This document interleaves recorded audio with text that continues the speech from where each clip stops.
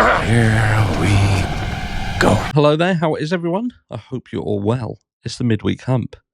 That's it, baby. It's the midweek hump, and as you know, we all love a midweek hump. But anyway, we're going to get straight into the meat and potatoes as I'm going live tonight, so make sure that you are sticking around and joining us tonight. We are going to be speaking about the Idaho 4 case, going over some information that the very smart, the very clever Eddie has been digging deep into the Idaho 4 case, and I spoke about the fact that we would be talking about why there isn't really a case against Brian Koberger at all. And in fact, what we're seeing and some of the behaviors of some of the people is indicative of a cover-up in that case. So strap yourselves in if you're interested in the Idaho 4 case. If you're new to the channel and you want to hear about that case, join us tonight. But this video is talking about people getting threatened. People getting threatened, people getting grief, who are talking about the Jay Slater case. Now, I spoke to the other day Wax from over on Wax Unfiltered, who has been one of the primary voices in the Jay Slater case, questioning things. And he's caught a lot of flack. He's caught a lot of flack. There's people in the comments. I get the same. People not liking the fact that we're still talking about the Jay Slater case. I had to deal with a Karen this morning. And it's constant. It's constant. You know, it's one of those things where we talk about true crime. We talk about things that we're interested in, that we have we don't necessarily have skin in the game, but it's things that bother us, you know, especially me as a father of teenagers myself. And I know that I'm very shortly going to be in a position where my own children are looking to go overseas themselves, perhaps with friends, and more than likely to some of these places that we're seeing these cases come up, like Tenerife, like Ibiza, for instance, you know, the Canary Islands and Spain, and, you know, places that are quite accessible to a group of youngsters who perhaps they don't all have the money to go further afield, so they want something that's pretty cheap, and there's things that they can do and they're interested in, music and drinking. It's just what teenagers do. And so we have an investment in it. We have an investment in it to see what happens in these cases, to see why things happen, to see whether there's things that can be learned, whether there are things that we can teach our own children about and the community about, so they can be better prepared. And yeah, we catch some slack. But, you know, sometimes that goes beyond the realms of people who are just Karens, you know, and it seems to me that in the Jay Slater case, there is a contingent of people who are specifically going after people who are questioning the story, you know, the narrative that's being pushed, that Jay Slater simply had an accident. No aggravating factors. He just decided to do what he did, and it resulted in his death.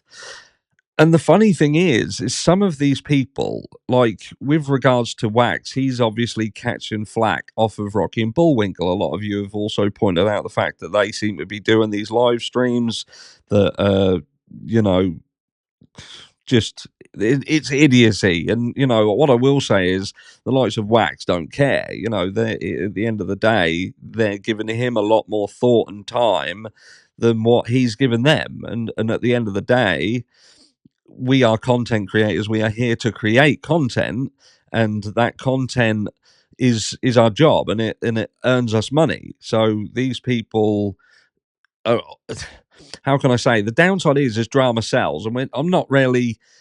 Whereas Wax will go deep into the drama of it all, I will kind of touch on it, but I don't agree with it so much. Not some of the elements that we've discussed. Now, in video 2 later today, I'm going to go over the 6 primary questions that I feel must be answered.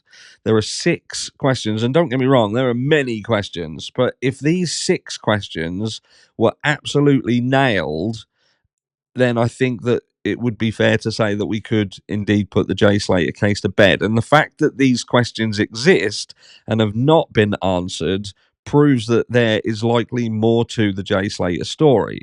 And that could well be why certain people around the Jay Slater case are attempting to silence those that are questioning it. Now, we know that there's people, there's Luggy, there's Chris. Now, Luggy, I don't really know much about this person. And to be honest, I don't really have a comment or an opinion on that person. Chris, now I'm going to say this. Now, Chris has apparently, I don't know the truth of it because I don't follow it myself. People have reached out to me and said that he is actively requesting that people reports my channel.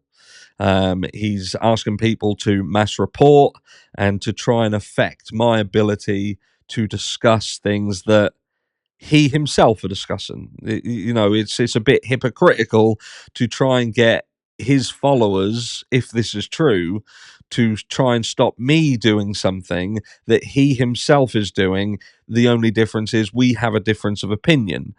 And the funny thing is Chris, if this is true, Chris Tenerife, he was somebody who was boots on the ground, ground zero, and at one point himself literally was questioning the exact same things that we were questioning.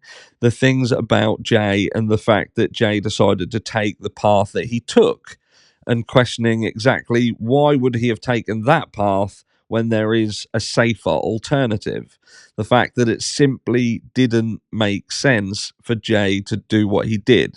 So the fact that he has since done a complete 180 and then challenging people who are saying the exact same things as he was saying. And in fact, it could be argued that the likes of Chris and the likes of Mark Williams Thomas, for instance, are the very reason that these questions exist. So they have done all they could in the earlier stages to create this doubt, to push thoughts and feelings surrounding the Jay Slater case, and then they've washed their hands of it. Now, Mark Williams Thomas has absolutely washed his hands of it. He has walked away, and we've not seen him since. And again, I've referred to his behavior like he's dropped a grenade and then fucked off. And Chris Pennington, he has done a 180, and I don't know why. I don't know why. It could purely be because him being boots on the ground has indeed given him more of an insight to it. But when he's got his friend Luggy, who it was just at the funeral, it seems that Luggy himself had been caught on camera, on audio, stating that law enforcement had been lying to the family. So you've got people who are actively saying that the family were lied to. You've got one of them who was absolutely questioning Jay's behavior and the decisions that Jay made, but subsequently attacking people who are doing the same thing and questioning those narratives. And then you've got these other people who are attacking the likes of Wax. Now, I haven't had these people approach me. And what I will say is I genuinely couldn't give a flying monkey's fuck whether they do or not. But they are attacking Wax for having questions surrounding them. And you think to yourself, you'd take it on the chin, wouldn't you? Because you'd think to yourself, oh, look, people are going to have questions, aren't they? We are convicted felons. We are people who are involved in drug trafficking and done hard time. And we've subsequently come out, been around a rave in an area that it has an abundance of narcotics issues and an abundance of people who have previously gone missing, some of them never to be seen again, some of them winding up being cut up. And you were the last persons to see somebody alive who subsequently wound up dead. You've got to kind of get to a point where you think, even if you're completely innocent of everything and anything, you could almost be of a mindset, you know what, I'm just going to take it on the chin. Of course, people are going to think what they're going to think. They're going to have an opinion, you know, like some people have an opinion about Jay just being an idiot and walking himself off a cliff. Other people feeling that Jay was even deserved of what happened to him because of his criminal past. And other people having a more of a feeling that Jay Slater was a young kid. He was a young kid. He was someone's son. He was someone's brother. He was someone's friend, and he lost his life under suspicious circumstances. And however you want to script it, it was suspicious circumstances. And when you pair that with what we know about potentially a lackadaisical method of law enforcement's handling of it and deeming people to be, you know, irrelevant to the investigation that we consistently say, because I just cannot fathom it. I can't grasp how that would be deemed to be a fact prior to even finding Jay Slater. It bothers me. It bugs me. And if Jay was my child, I would be screwing. Absolutely screwing. But I suppose this is just to say to people, look, yeah, there are people out there who are actively trying to shush the people who are questioning the narrative. There are people who have an interest in this, who were around this case, who were at ground zero, and they don't want people speaking about it. But let me just finish by saying it was only the other day that Wax had clearly pointed out that Jay Slater's family had acknowledged him. I did a video basically stating if Jay Slater's family, and this still stands, if Jay Slater's family themselves, want to reach out to me and tell me to cease doing any further videos on Jay Slater whatsoever, to cut it dead, be done, that they are happy with what they've been told, the conclusion that has been given, and they want us to stop, I will stop.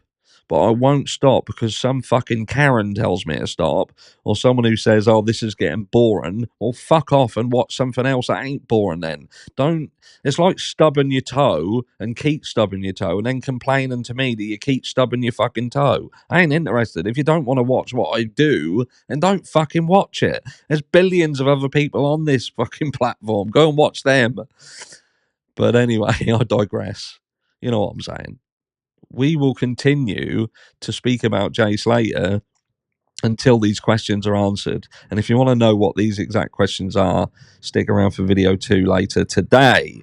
And if you're up for a live later, join me then too. 10:45 p.m. UK time, which is around 5:45 Eastern time. See you all then.